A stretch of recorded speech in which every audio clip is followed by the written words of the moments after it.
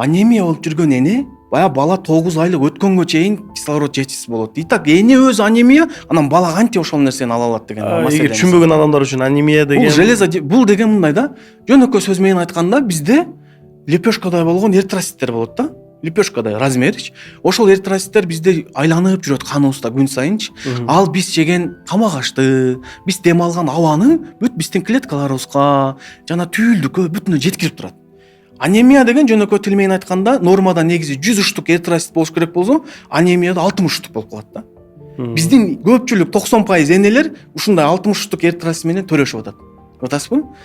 Дарылабайт. Анемия дегенден бизде коркпойт. Анемиям бар экен, гемоглобиним аз экен деп коюп эле, баштары айланып эле, кускум келип атат эчтеке алсырап эле ушинтип жүрүшө берет. Күйөөлөрдү эле дарылатпайт ал состоянияны. Кош бойлуу учурда иче турган, мисалы, обязательно 5 витамин бар. Анын бүт дүйнөлүк протоколдор сунуштайт. Мисалы, фолиевая кислота, витамин D,